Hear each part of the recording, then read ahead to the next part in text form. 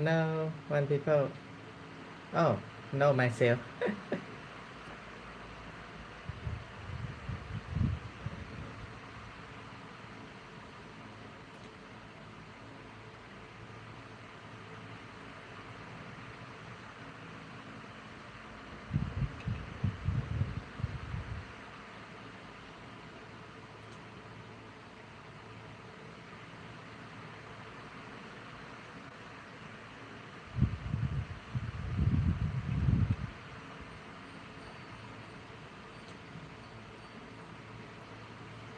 Teslas are being torched across the country. Attacks on Teslas. Domestic terrorism. It's a federal crime.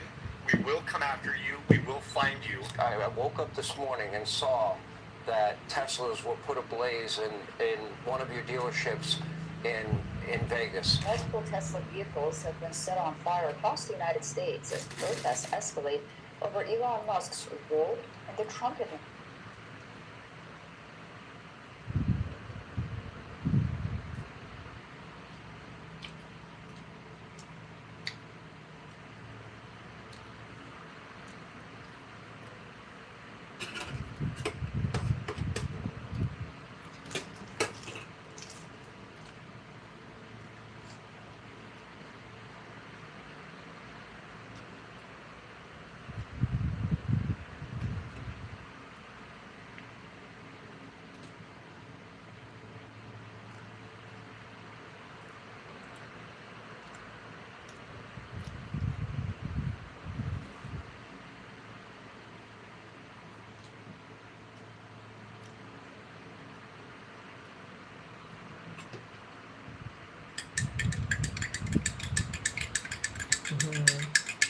This Masha contain everyone.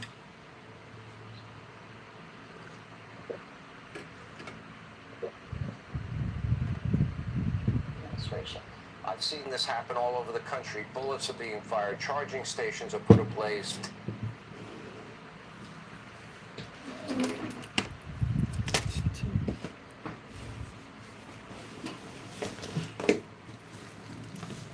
Hello, nice to meet you.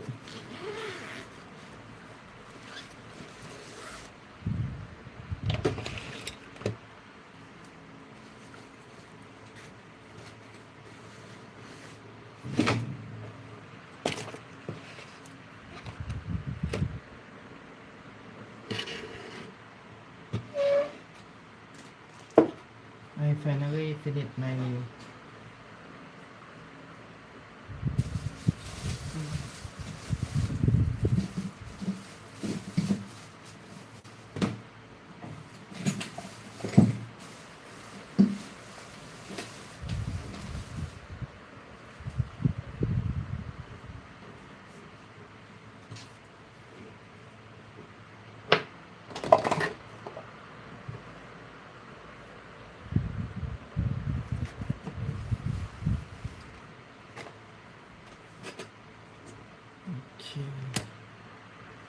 I will clear my table to test my laptop.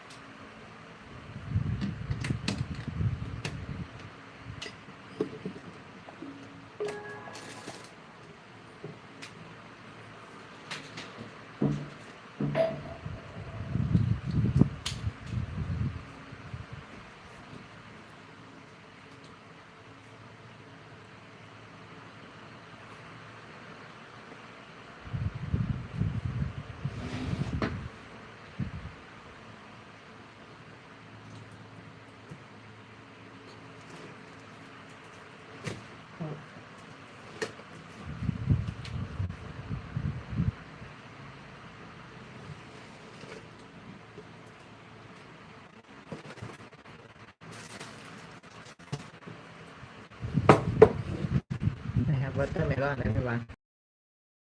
To eat it.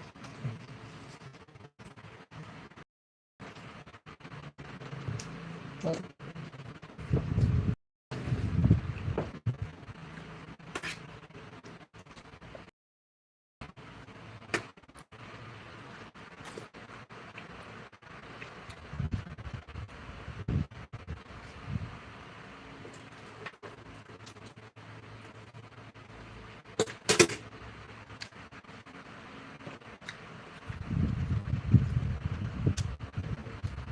อืม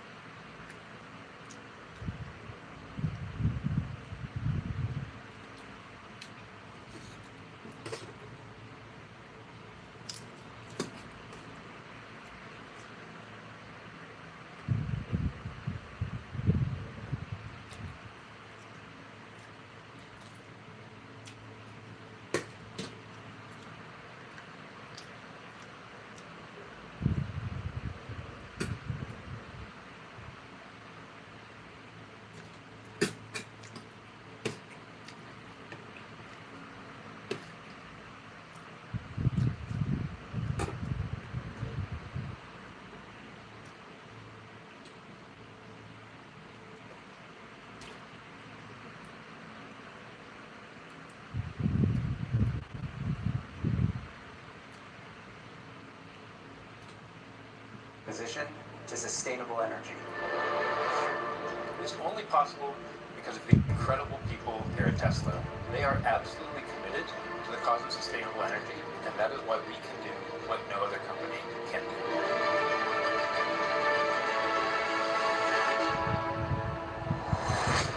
We can make lower cost products that are still efficient and compelling and make them at scale. We can build them all in compact and high output factories that are easy for us to build quickly. We work together in a way that allows us to ask the hard questions. This is that allows us to ask the hard questions.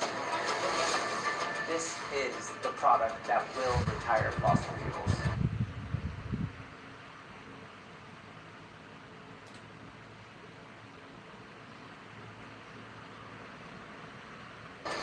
We're not just creating products, we're creating a movement towards sustainable energy for everyone. We're not just creating products, we're creating a movement towards sustainable energy for everyone. What we're trying to convey is a message of hope and optimism.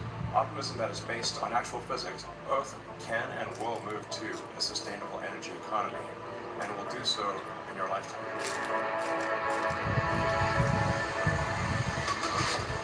Solution to scalable FSD is getting the architecture, the data, and the compute just right. And we have assembled a world-class team to execute on this. Every truck that we put on the road that replaces a diesel truck makes a huge difference towards driving us towards our total mission of sustainable energy and transportation. You can see and you can feel the collaboration that's happening and the pride that everyone has in working for Tesla.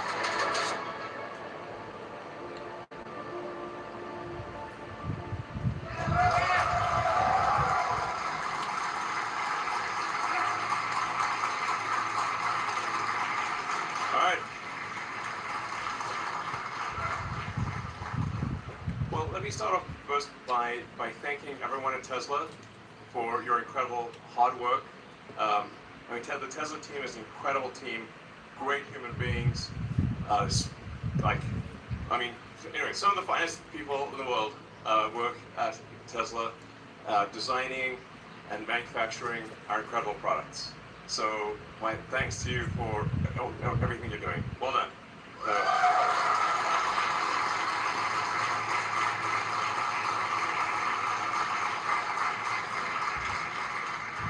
So we're going to go through just a list of the incredible achievements of the Tesla team. We've now produced over 7 million vehicles. 7 million!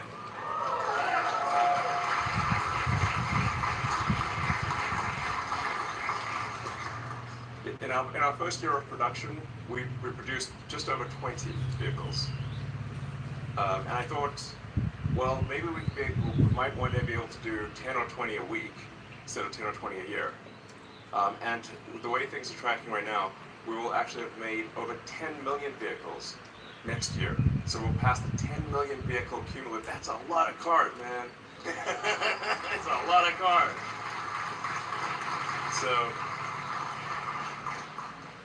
So it's really, and it's incredibly difficult, as you know, to design, to build, to manage the supply chain with thousands of suppliers, make sure everything arrives. You've got tens of thousands of parts, make sure everything works. Then build the car, service the car, and it's really difficult.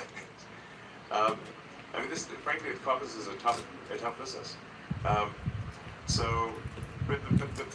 And you know, there are times when there are rocky moments, like things are, so it's like a little bit of stormy weather.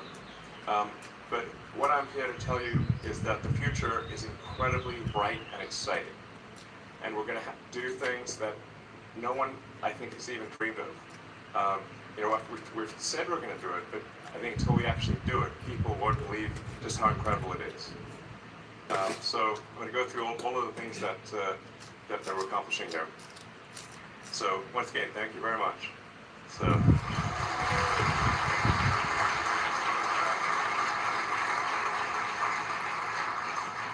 You know, it's worth noting that Tesla remains the company of choice for people to work for. So we get millions of applications per year for a very small number of spots, and we continue to be the leading organization along with SpaceX for engineering talent in the world, and also for manufacturing talent. Really, it's an awesome place to work, basically.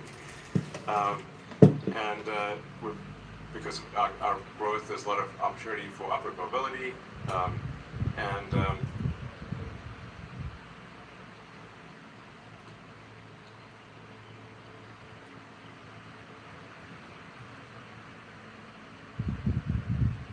I'm going to talk you through just, you know, how I see the future unfolding and why I think it is going to be incredible. First of all, as always, we care a lot about safety. So the safety of our cars and the safety of people within the factory. So you can see that our work-related injuries have declined over time. So thank you for helping make that happen. That's a collaborative effort. So congratulations to the safety team on continuing to improve the workplace safety.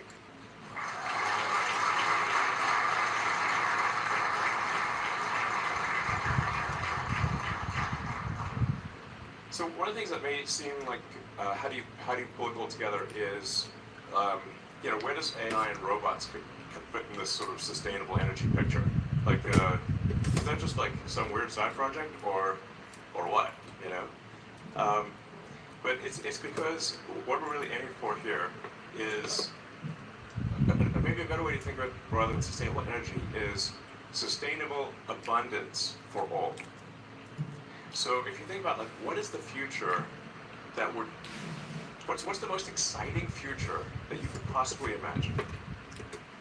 Like what does that future look like? Future that you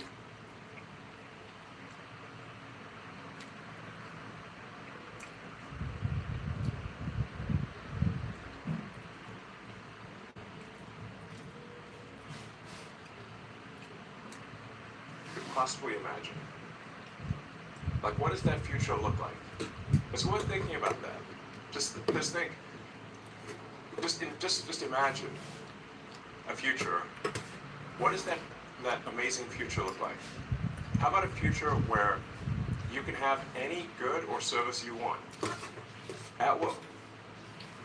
A future of abundance for all, where really anyone can have anything. It sounds impossible. It sounds like surely such a thing cannot be the case. But what I'm here to tell you is that will indeed be the case. That the future we're headed for is one where you can literally just have anything you want. Like, if there's a good or service you want, you'll be able to have it, and ultimately everyone in the world will be able to have anything they want. What's key to that is robotics and AI. So once you have self-driving cars and you have autonomous humanoid robots, where everyone can have their own personal C-3PO and R2-D2. But even better than that, that's Optimus.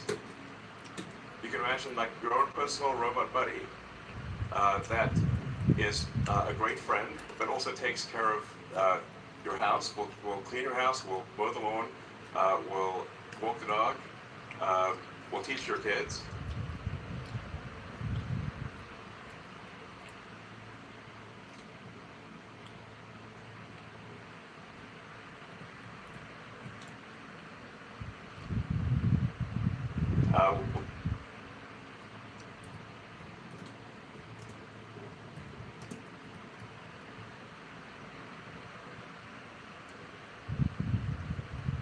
Will babysit,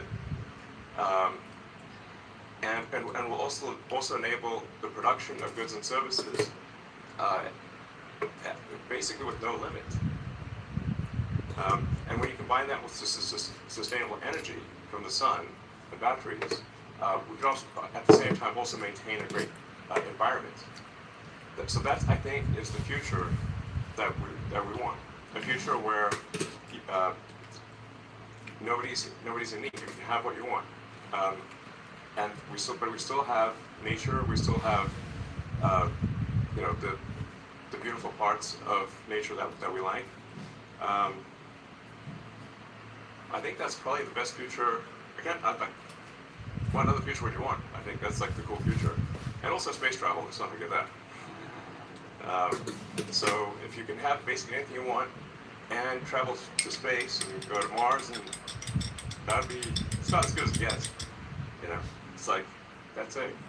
So that's really what we're trying to do, is take a set of actions most likely to lead to a great future for all. So that's what I mean by sustainable abundance. And the combination of things that we're making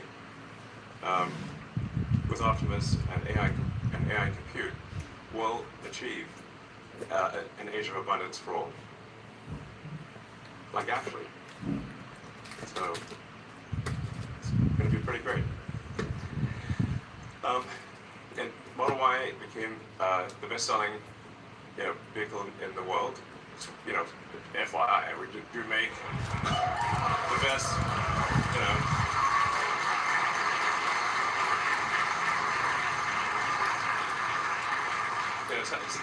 it's how we're doing on popularity. Well, we actually literally make the best-selling car on Earth of any kind. So that's, it ends for 2 years in a row. So, and it's going to be the best-selling car on Earth again this year. So.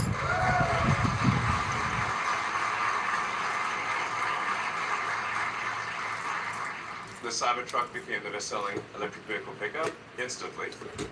This is awesome. And Tesla was the best-selling electric vehicle in Europe, the fastest-growing brand in South Korea, and we launched in a lot of new markets, including Qatar, Lithuania, Chile, and the Philippines, and we'll be opening in a whole bunch more markets as well. So Teslas will be available worldwide. So overall, it's good. If you read the news, it feels like, Armageddon. So it's like, I can't walk past the TV without seeing a Tesla on fire. You're like, what's going on? Some people, it's like, listen, I understand if you don't want to buy our product, but you don't have to burn it down. That's a bit unreasonable, Like, this is psycho.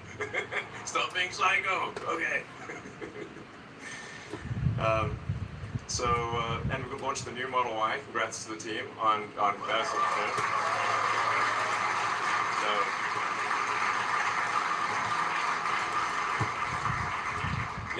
That's obviously very tough because we've got factories all across the world, and we've got to change over a supply chain on basically three supply chains on 3 continents.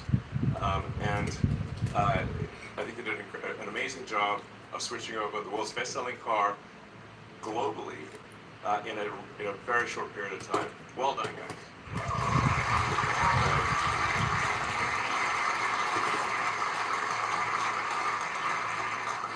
And let's not forget also we upgraded Model 3 last year. So I would encourage people to also buy the Model 3. It's a great car, actually. So And the Cybertruck is achieved 5-star safety. These days, sometimes things get a little dangerous in the neighborhood. The Cybertruck, being bulletproof and all, can come in handy. But apart from being bulletproof, it's also very safe in a crash. We're also building the Tesla Semi factory. This is a vehicle that some people said was impossible to build, but it defied physics. Well, not only does it not defy physics, we're going to be making a lot of them. So we're going to make I think ultimately we'll make over millions probably of the Tesla Semi.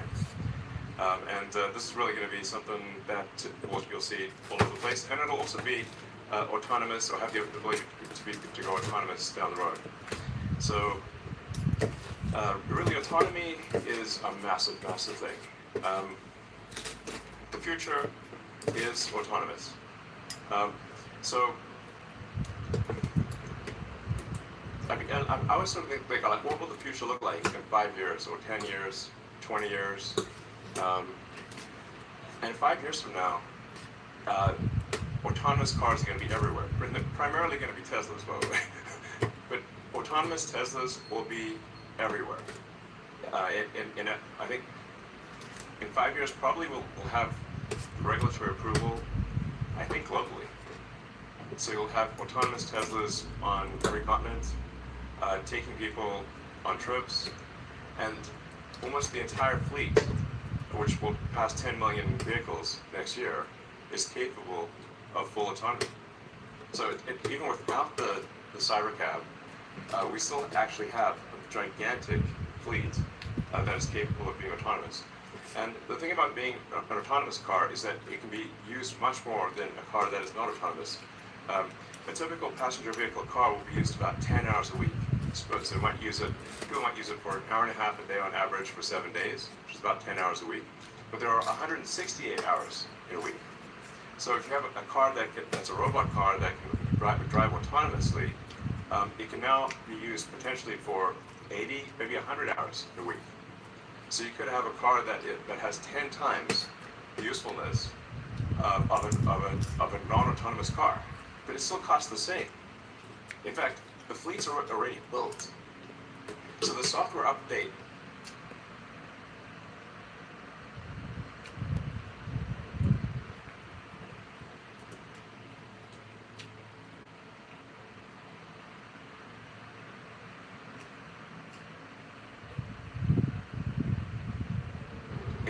just enables that capability. Overnight, you have an increase in usefulness of 10 million cars that suddenly become like 50 million cars, or maybe 80 or 100 million cars of usefulness overnight. That's a profound thing. Like, nothing like that has ever happened before. There's no analogy. There's never been something where a software update increased the value of a gigantic asset base by a factor of like 500 to 1,000%. So it's very difficult for people in the stock market, especially those that look in the rearview mirror, which is most people, to imagine a future where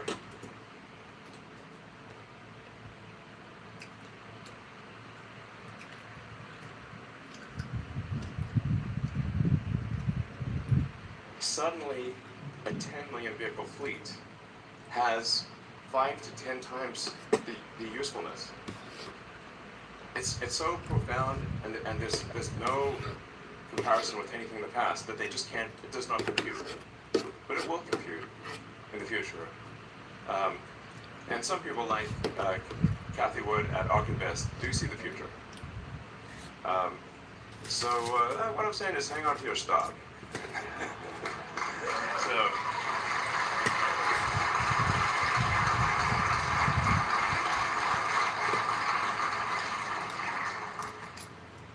So yeah, it's mind-blowing. And I want to give a shout out to Service. Service is a tough job, an important job, and it's actually what sells cars long term. because the initial car is sold with sales, but all future cars are sold with service.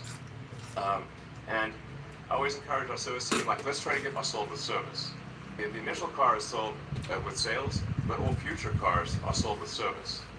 And I always encourage our service team, like, let's try to give people a service experience that they love. Not merely that they like, but that they love. Because people will talk about something that they love, that was an amazing experience, but they don't talk that much about the things that they like. You have to really do something amazing. And then they'll talk about it and be like, wow, that's incredible. So thank you to the service team for the great job you do.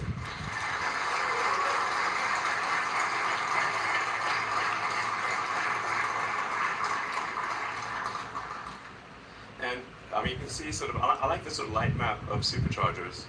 You can see, you can go practically anywhere in the US, Mexico, Europe, China, well, I guess not the outback of Australia, but most of the places where people live.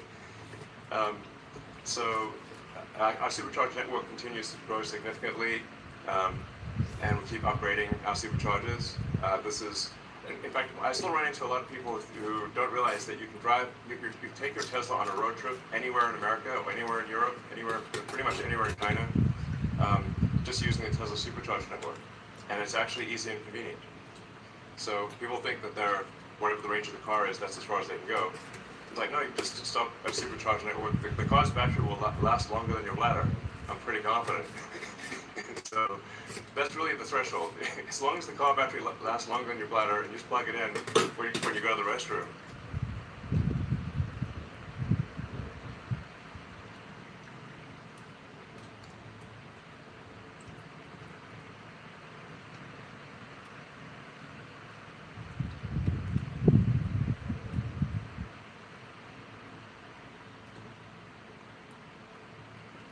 And you come back and grab a coffee or whatever, and if you're back on the road and everything's good, then that's the range that matters, and the supercharging speed that matters. So yeah, so congrats to the supercharge team on expanding network. You do great work there. So,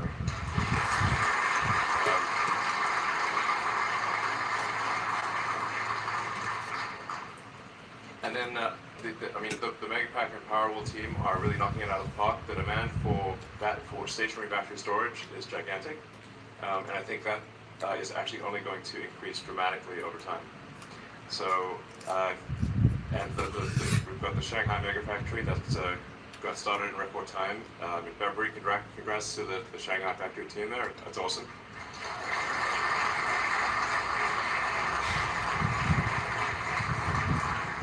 And the Powerwall 3 is, it usually takes about 3 major technology iterations for a product to be great. And the Powerwall 3 really is a fantastic home energy product. And it's something that if you want to ensure that your home has uninterrupted power during a power outage, the Powerwall 3 is the way to go. And if you combine that with solar, you can basically be off grid, which is pretty cool. But I think just having energy insurance, it's like being energy assurance, such that if the utility goes down, you don't even notice. Like the lights will respond at your house, and your neighbors will come to you for help, basically. That's actually what happens when somebody has a Tesla Powerwall and there's a power outage. So that's a great product.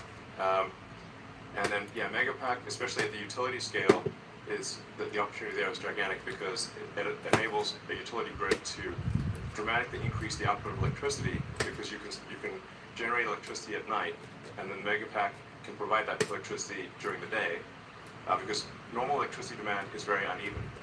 There's a lot of electricity usage during the day, but limited at night. So Megapack actually has the potential to increase the output of an existing electricity grid by more than double. So you can actually, without building additional power plants, double the total output of energy in a year.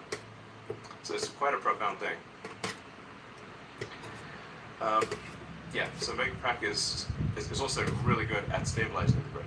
So if there's variations in power in the grid, Megapack can absorb. If there's a big power spike, it can absorb and store the power, and then if there's a drop in power, it can fill in the gap. So its megavac is excellent for stabilizing the grid, and obviously it matches very well with wind and solar. In fact, satellites are just solar panels and a battery. That's how all satellites work. And so, with the Starlink satellite network, there's 7,000 satellites orbiting the Earth, and all they use is solar panels and a battery. And my prediction is, long term, a majority of power on Earth. In fact, eventually, it might be like 90% or more of all power on Earth will be solar panels with batteries. That's my prediction. My predictions have a pretty good track record. So yeah, and the power walls can also act as kind of a virtual grid. So if you have thousands of power walls in a neighborhood, they can actually work in concert to stabilize the grid. The V4 supercharger is pretty cool. It enables charging at 500 kilowatts, and the semi can charge at 1.2 megawatts. So it's smaller and lighter. It's a big improvement overall.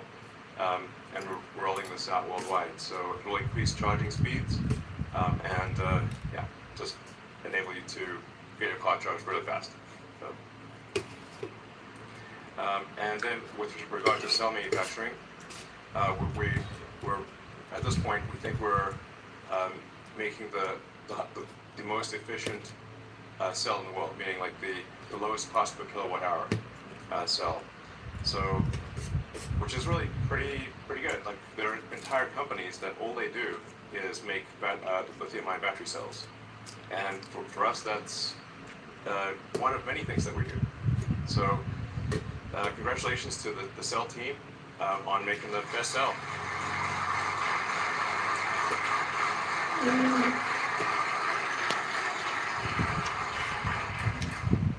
So that's really a big deal. And then we're also investing in the whole battery supply chain.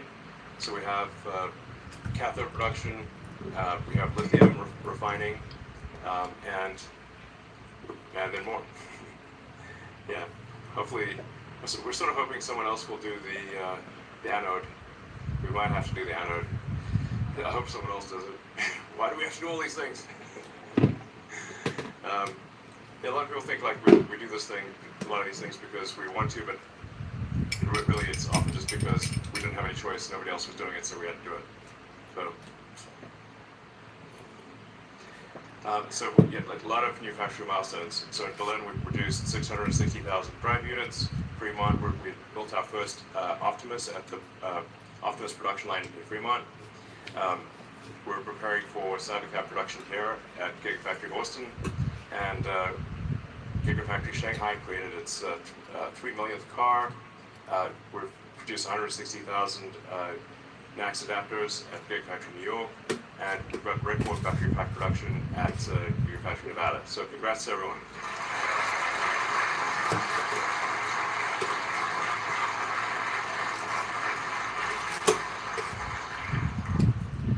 We also just behind us on the south side of the building, we have the Tesla, we're called Cortex-1.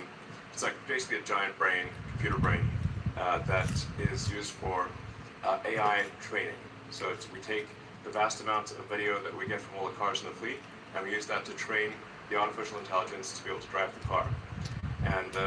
And this is one of the most powerful training systems in the world, with over 50,000 GPUs active, and soon to be 100,000 GPUs, which will make it, I think, probably top 5 in the world in training centers.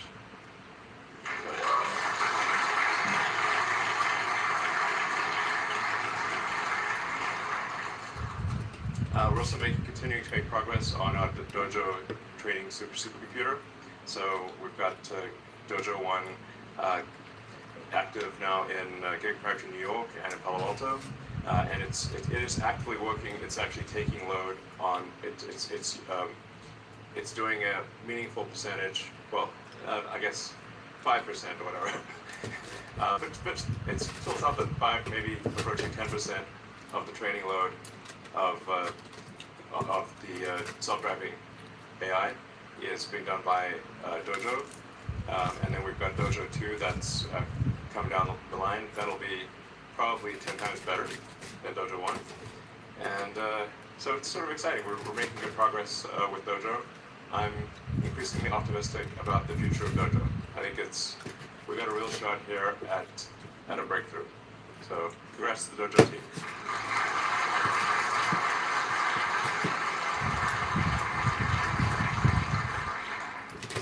And the old Tesla vehicles have now had what we call autopilot hardware 4, or really our AI 4 hardware, and it's very powerful AI inference computer, but also operates at very low power. And even to this day, even though this has been something we designed several years ago, there actually isn't anything on the market that we can buy that is better than AI 4. So, and obviously in the future years we'll have AI 5 and AI 6. Sometimes people say, should I wait? I'm like, well, we're always going to have another version, so there's no point in waiting, because we're just waiting forever. But we obviously will have an AI 5 and an AI 6 and an AI 7, and we'll keep improving the AI compute. So for those out there that are interested in developing advanced chips, come work at Tesla. Okay. And it is always, I think, profound to watch our cars driving with no one in them. And we actually have the cars doing useful work for the first time with no one in it, which I think is really, it's a significant milestone. So the cars are driving from end of line in Fremont to park themselves, and I think we've just started doing that here in Austin. So we'll be, the car literally goes from end of line in Fremont to its destination parking spot, where it gets picked up by a truck for delivery to a customer, and it does that with no one in it. And it's not doing that all day, every day. Like, pretty much like it's just a matter of fact thing. Yeah. So, let's see. Obviously, for anyone that's using it, you can see the dramatic improvements in full self-driving, where it's getting to the point where interventions are extremely rare, and eventually they'll get to the point where there really is no need to intervene. Like, the car is going to be better than human. In fact, maybe it's worth emphasizing that it's not that Tesla full self-driving will be equal to humans in safety. It will be ultimately 10 times safer than a human, because it never gets tired. It doesn't, like, humans get tired and sometimes get wasted, and we'll have arguments or change the radio or, text. I know no one in this audience would ever text while driving. That'd be crazy. But it does happen. So the reality is that Tesla full self-driving will be vastly safer than humans. Not just equivalent, it will be actually vastly safer. And it means you can do whatever you want while driving. So even if you don't rent your car out for usage, you can still, it frees up your time.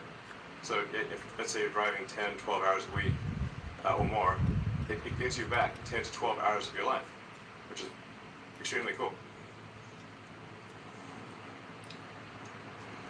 So, well, Optimus sure has come a long way.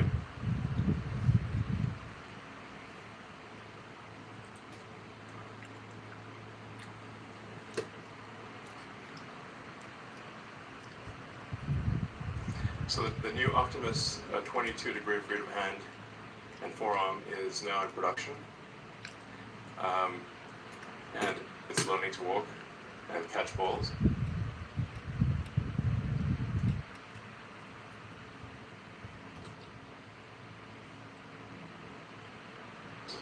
It's pretty cool. I mean, that's where we came from. It's wild. So in a very short period of time, Optimus has gone from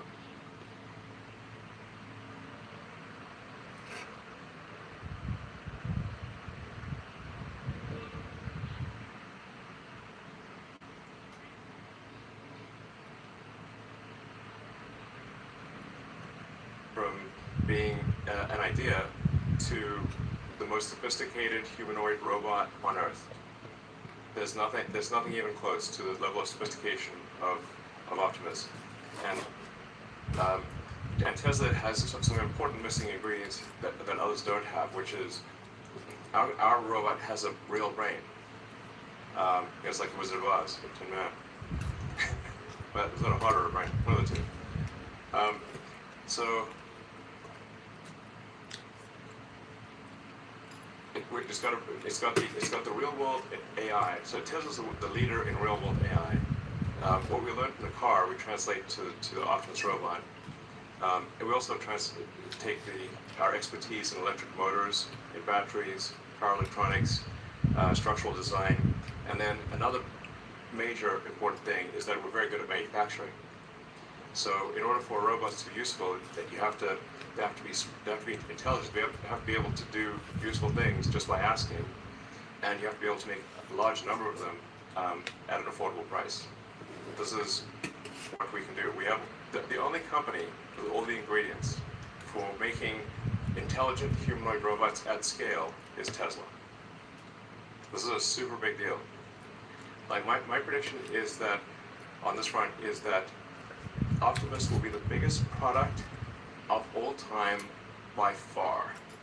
Nothing will even be close. I think it'll be 10 times bigger than the next biggest product ever made. Like that level. So, like bigger than the next biggest product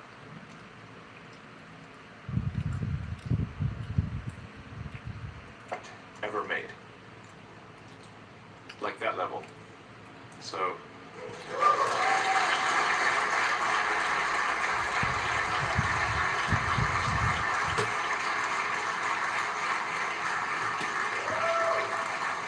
yeah. All right, so with that, anybody have any questions?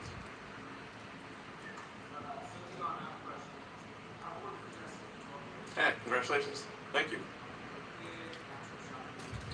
Cool. And we're rocket castings. We do. Yeah.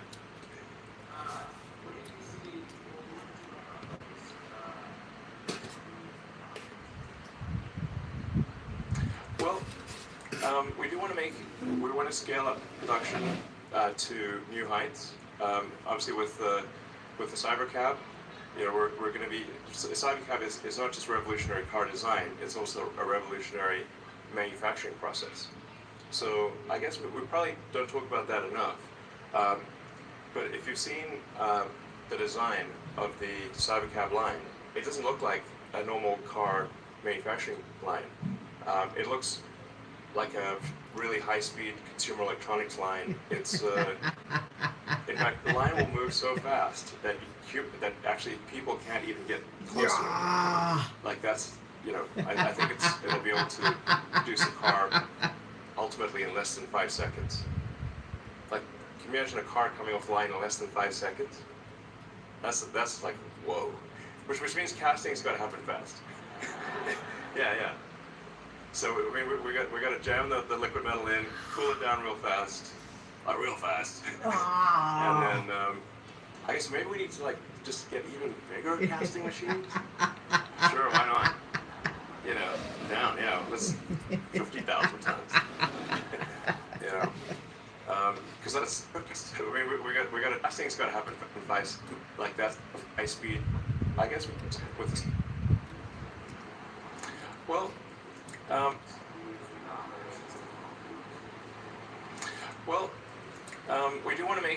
We want to scale up production to new heights. Obviously, with the Cybercab, you know, we're going to be. The Cybercab is not just revolutionary car design; it's also a revolutionary manufacturing process. So I guess we probably don't talk about that enough. But if you've seen the design of the Cybercab line, it doesn't look like a normal car manufacturing line. It looks like a really high-speed consumer electronics line. It's in fact, the line will move so fast that actually people can't even get close to it. Like that's, you know, I think it'll be able to produce a car ultimately in less than 5 seconds. Like, can you imagine a car coming off the line in less than 5 seconds? That's like, whoa. Which means casting's got to happen fast.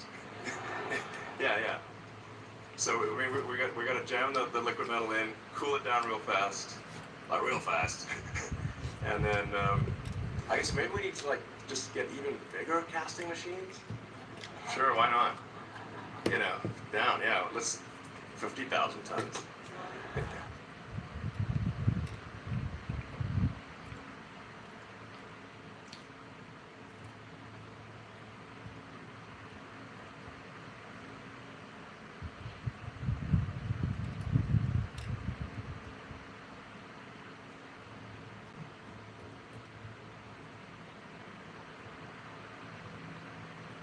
You know, because like then we can make with in a single casting machine we could do like 5 at a time or something. You know, I'm trying to think like how do you scale castings because you got liquid metal, the metal's got to cool, and then you've got to automate, you know, getting all the bits and pieces off the casting so it's usable.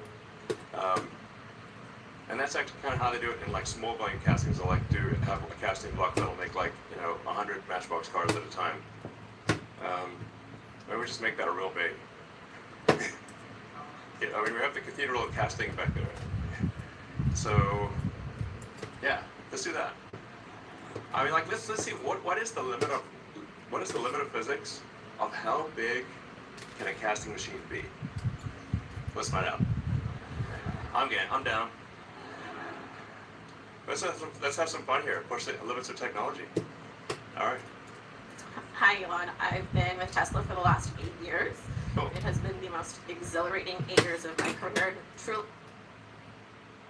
ฮิราเรตติ้ง F ฮิราเรตติ้ง F ฮิราเรตติ้ง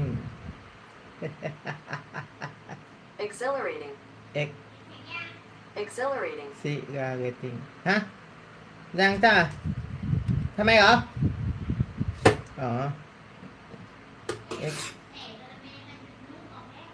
เหรอดีหรือไม่ดีมันจะทะลุออกคืออะไรเหรอมันดีเหรอ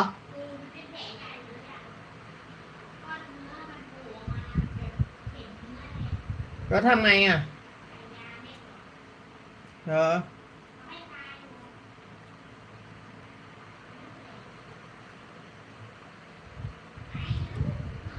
Exhilarating. exhilarating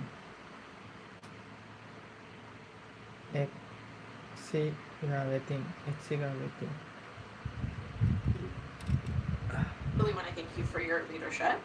I also have two little. Thank you for your contribution. Thank you. Thank you for your leadership. I also have 2 little girls who spend their weekends cruising around in their very awesome Cybertruck. Cool. I'd love to know when we can add Optimus to the family. Oh yeah, it's a good question. So this year we hopefully will be able to make about 5,000 Optimus robots. We're technically we're aiming for enough parts to make 10,000, maybe 12,000. But since it's a totally new product with totally new, you know, like everything is totally new, I'll say like we're succeeding if we get to half of the 10,000 now. But even 5,000 robots, that's the size of a Roman legion, FYI. Which is like a little scary thought, like a whole legion of robots. I'd be like, whoa, yeah. But I think we'll literally build a legion, or at least.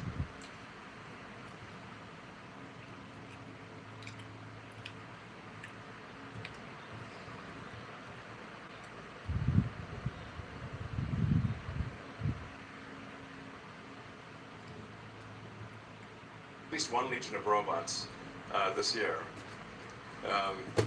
and then probably 10 legions next year. And I don't know, it's kind of a cool unit, you know, units of legion. So probably 50,000-ish next year, and then it's probably ready I'm hopefully ready for Optimus to be used outside of Tesla controlled environment, or maybe around the middle of next year, second half of next year sometime. So that's, I think that's probably sounds about right. Probably second half of next year is when they'll be available, and then we will offer Optimus robots first to Tesla employees. So you guys get the priority.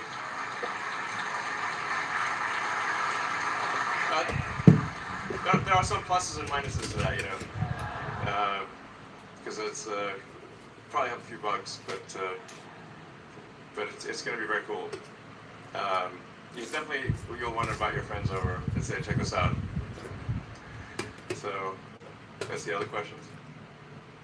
Hi, Elon. Hey. My name's Dom. I've been here for a little over a year now. I work in people development. Okay. We make so many amazing things. Yeah. Right now, it's still the people that do it. Yes. When we think about applying first principles to the relationships and the teams that people have, how would you encourage us to think about that and act on those first principles when it comes to relationships and teams?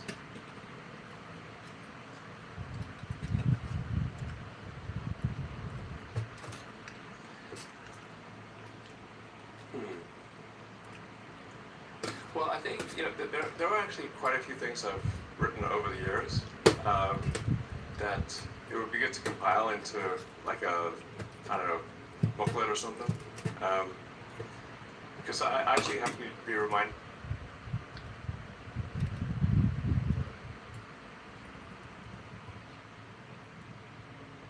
Booklet.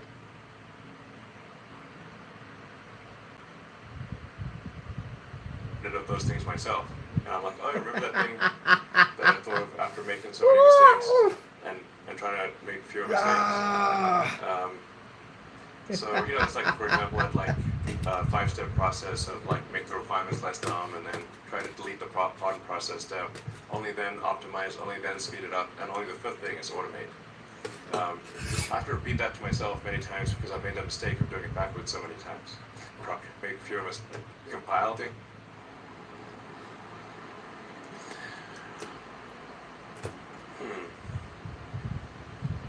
Well, I think, you know, there are actually quite a few things I've written over the years that it would be good to compile into like a, I don't know, booklet or something. Because I actually have to be reminded of those things myself. And I'm like, oh, I remember that thing that I thought of after making so many mistakes and trying to make fewer mistakes. So, you know, it's like, for example, I'd like a 5-step process of like make the requirements less dumb, and then try to delete the problem process step. Only then optimize, only then speed it up, and only the 5th thing is automate. I have to repeat that to myself many times because I've made that mistake of doing it backwards so many times.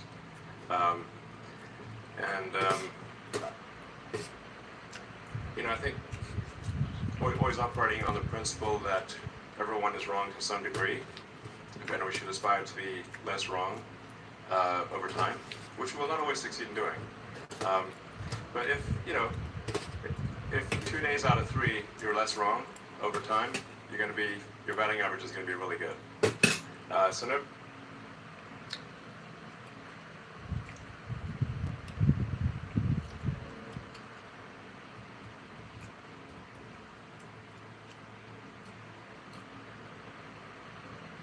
Nobody ever bats 1,000, but you can improve your batting average.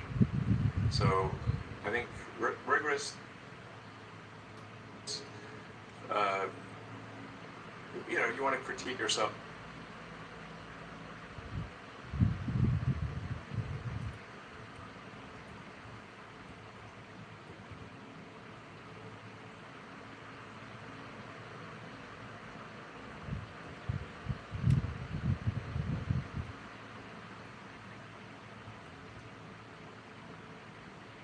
Critique.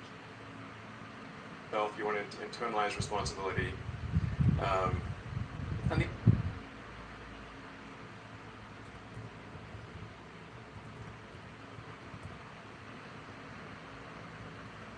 these are all things I need to remind myself of. You know, just figure it out, not like suggesting internalize responsibility. Be less wrong. And we should remember what is our goal as a company. Our goal is to make amazing products that people love, and then to take care of those products and service. So we should say, what are we doing to make our products better, to make them more affordable, to have the customer experience be delightful. Because that's actually the purpose of a company. Sometimes people forget, why does a company exist?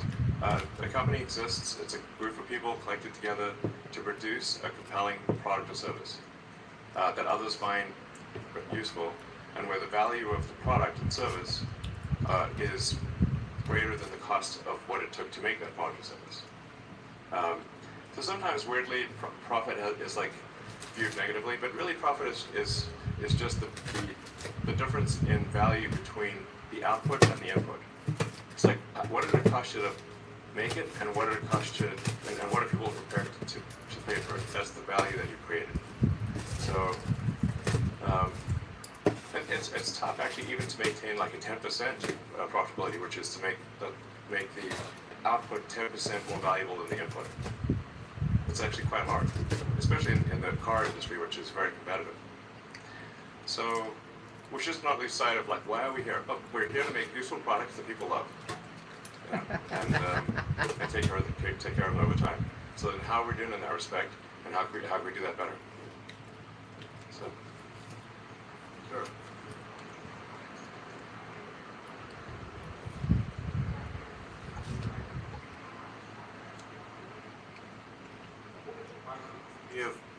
What advice would you give a young person like getting into the stock market? Like, Stock advice. Wow. Yes, sir. Yes, sir. As I think people can perhaps tell who are watching this, these questions are not prepared in advance. This is literally random questions from the crowd, which is cool. I'm fine with that. And I think it's going to sound very straightforward, but you want to really buy stock in companies where you think the products that company makes will be better in the future. Is that company going to make more and better products, or like do you love the products that company makes, and are they going to keep doing that? And like I think Tesla, as I've just gone through, Tesla's has a track record of having made many great products, and we're going to make many more future great products, and we're going to scale production, and I think we've demonstrated a level of innovation that is extremely rare. I mean, certainly by far the most innovative company in the car industry, like not even close, type of thing. So like I do think Tesla stock actually long term, with Optimus and self-driving, Tesla will probably be the most valuable company in the world. But there are also other companies out there that make great products and services. So I think that's the way you want to look at it. Say like, do you think this product, because that's the reason why companies exist, is to make great products and services. So if you think that the company is going to improve over time, then buy the stock, and if you don't, then don't. And then the stock market it's a very strange thing. It's kind of like, I think it's Warren Buffett's sort of metaphor or analogy is, the stock market's like having someone stand at the edge of your property or your house and yell prices about to buy or sell your house every day. And like sometimes they take their meds and sometimes they don't. So sometimes the person yelling about the price of your house is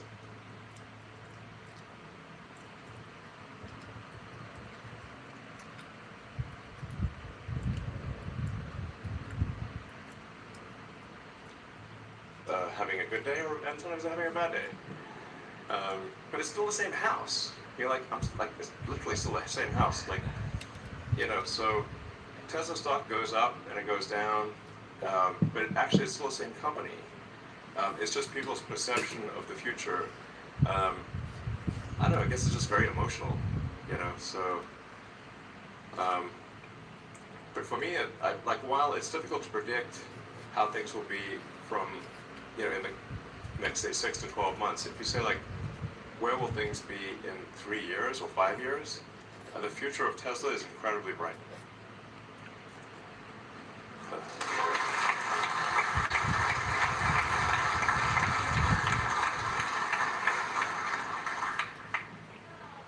Hi. Hi.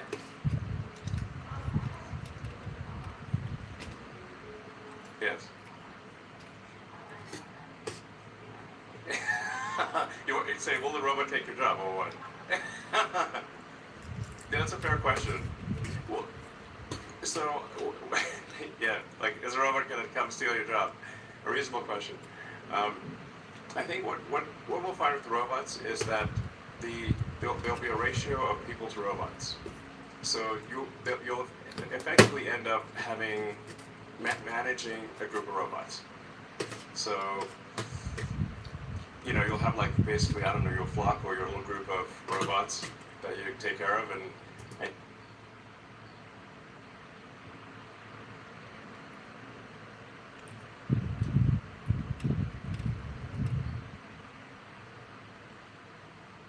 you tell them what to do, and I don't know, you'll have a pack of robots basically. Yeah, you're promoted to manager. One way to think of it. And I think the same thing will be true of cars. Like, so for the self-driving cars, is that people that are, say, Uber drivers today or something like that, or taxi drivers today, will end up managing a fleet of cars. And that'll be a much more effective use of their time. Just taking care of like 10, 20 cars or however many they can take care of. So, Hello, my name is Adrian. You said that your companies are made to make products people love? Yeah. Have you ever thought of airplanes or trains? Yeah, I mean, I'd actually love to make airplanes, especially, but stretched pretty thin. So I have like 17 jobs.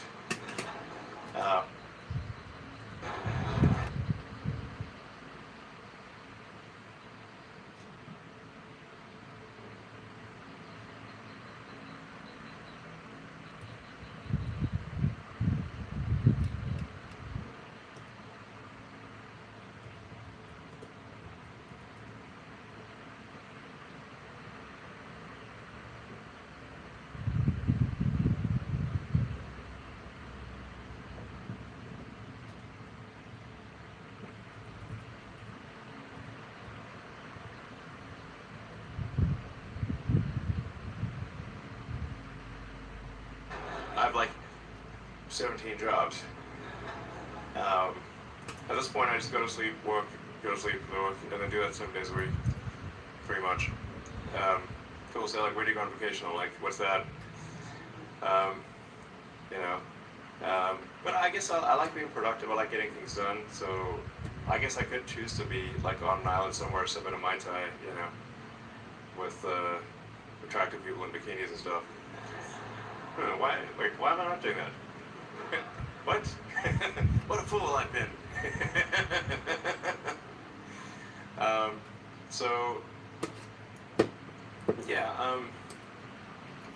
I've actually thought about aircraft designs for a long time, and I think there's an interesting opportunity to make like an electric supersonic VTOL jet. The VTOL is like cherry on the cake, but certainly electric, long-range, fast electric airplane would be very cool. Maybe at some point we'll do that. Yeah, that'd be kind of fun. We do have the ingredients for it, so.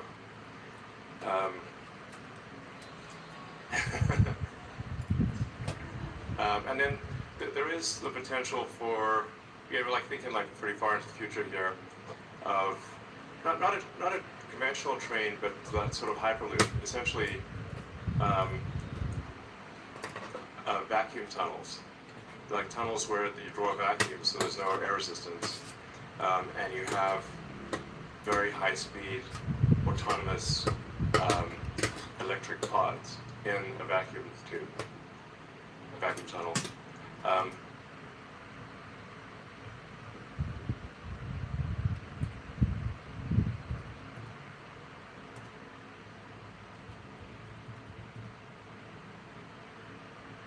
Vacuum tunnel. And that would allow you to go from city center to city center much faster than any airplane could possibly go. Because going into an underground vacuum tunnel would it'd be like teleporting to super high altitude effectively, which no plane could do, and then it could deliver you right to the center of a city. And that I don't know, maybe that's some future collaboration with the Boring Company and Tesla. I got a million ideas. The ideas are, I have more ideas than I know what to do with. The ideas are kind of the easy part. Execution is the hard part. As they say, it's 1% inspiration, 99% perspiration. Work in manufacturing engineering. Since 2018, I've done a bunch of different things here, kind of like energy products, Model 3, Model Y, cyber, and now we're looking forward to Optimus, maybe the biggest product ever. Yeah, it will be. And I think about the mission statement of the company, and it's evolved. It used to be sustainable transportation, then sustainable energy. Is it going to evolve again? Are we going to reformulate that officially to kind of explain to the world better about how Optimus and AI folds into the rest of the fabric of the company? Yeah, I mean, I touched on this briefly earlier, but you're right that I think we do need to articulate it more prominently and maybe more often.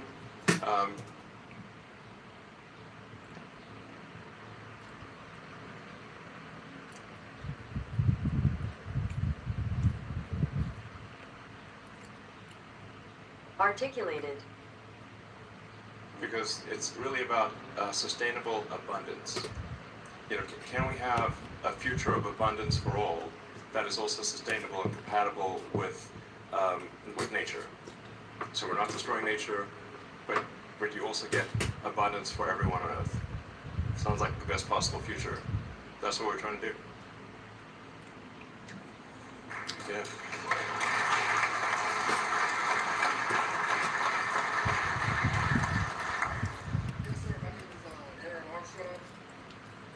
Yes, sir. My name is Aaron Armstrong. It's not every day that you get to be in the presence of somebody that's accumulated so much wealth and success.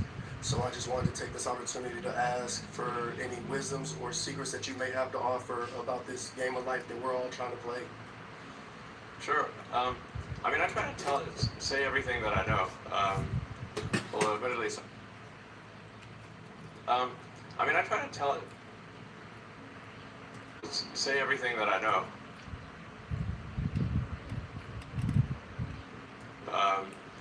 Although admittedly, sometimes I'm, you know, like I posted on X. I guess I should ask the AI to look through all of my X posts and pick out the ones that are really good. Because I try to say any good ideas that I have. I try to post them. Yeah, I think generally it's good to always be curious and to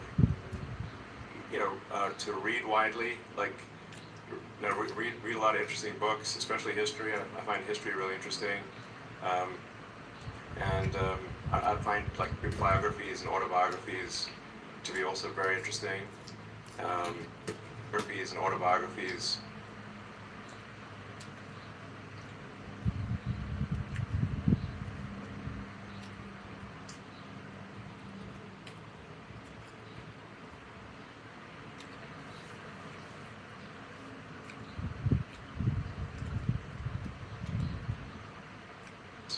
To be also very interesting.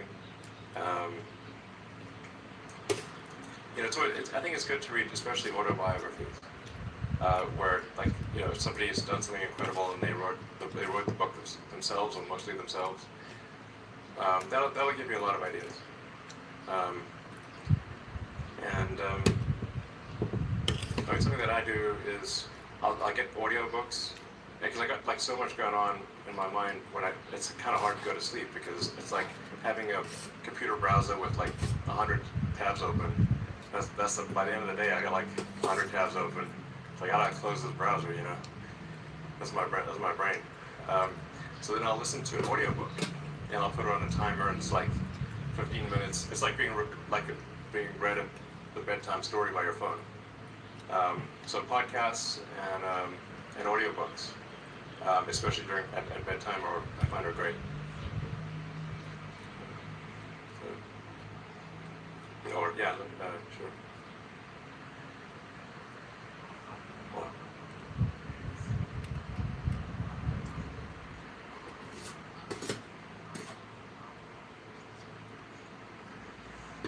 Sorry, I can't hear you. Oh, there's a city in South Texas which is Starbase. So it's a city for, it's in fact, the city's maybe makes it sound bigger than it is, but it's a really a small town plus a giant rocket factory.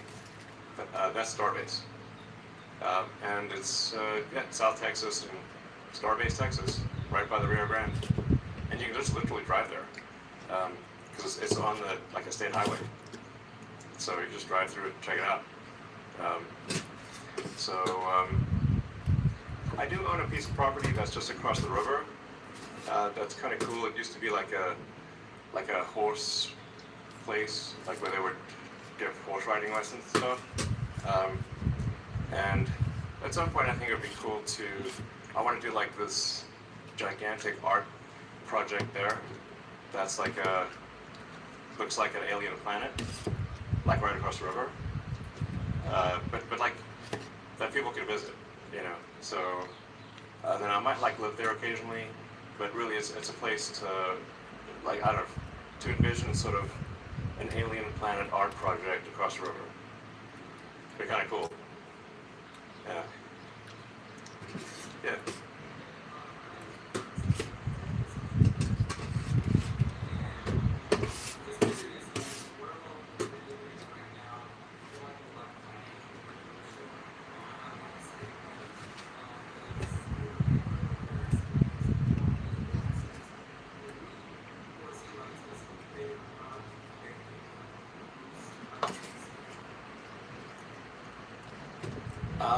Do we foresee Tesla making a product that helps how we spend money? Well, I think the AI is going to help us spend money better.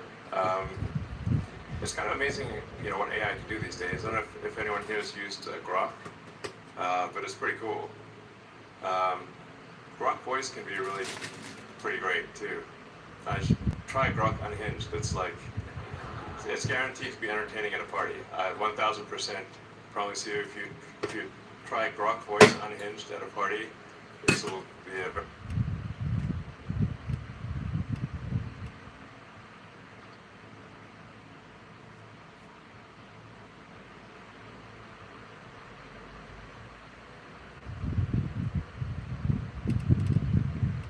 Unhinged.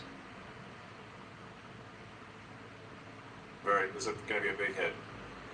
So, but you can also ask it any questions. So like if you want to ask questions about like, you know, life advice or things or anything, like you can really ask, like you can ask it about cryptocurrency if you want.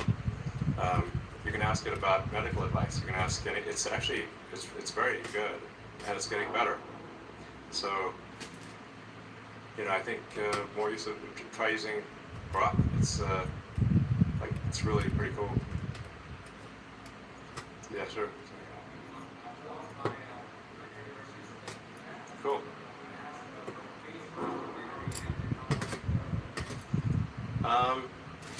Yeah, so we're in phase 3 of the master plan. Since master plan 1 and 2 have been completed. Now, master plan part 3 is a very long master plan because it's basically making all energy on Earth sustainable. And I actually need to supplement it with the sort of abundance for all. Maybe that's master plan 4. I've kind of described Master Plan 4 essentially, which is like autonomous cars, autonomous humanoid robots.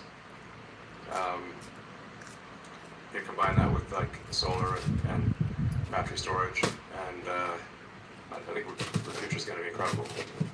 So I'll take a couple more questions and call it. So well, I'll ask if you haven't asked a question before, you can ask a question. Okay.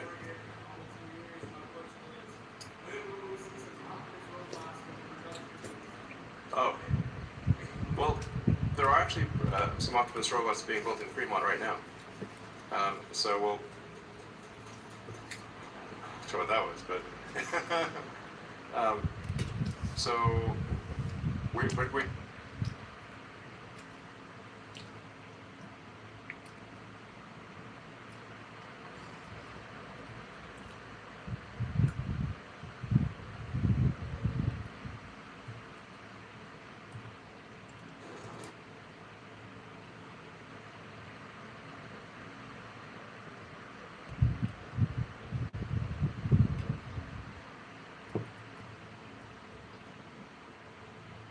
Primate. so we'll show what that was, but so we expect to have an Optimus production line here as well. So there'll be Optimus production starting in the Bay Area, and then we'll have the even bigger Optimus production line here in Austin. Yeah, there's going to be a lot of robots. So, I mean, ultimately, I think we'll be making tens of millions of robots a year type of thing. It's like serious volume.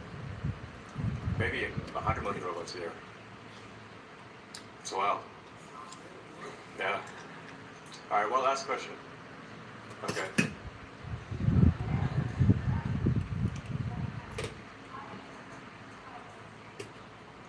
It's about sustainability. Abundance, yes. Well, yes. I mean, obviously, utopia could be dystopia. So we have to, like, usually any story about you.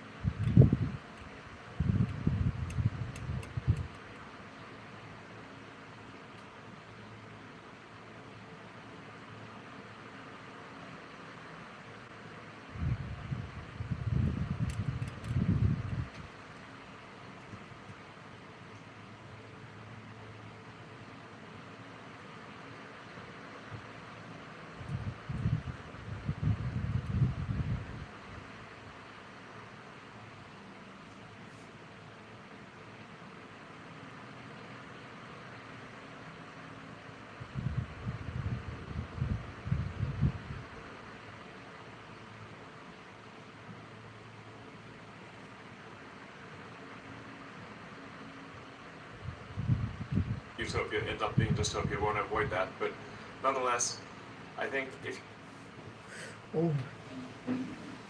วันถูกก็ถูกเอสโอม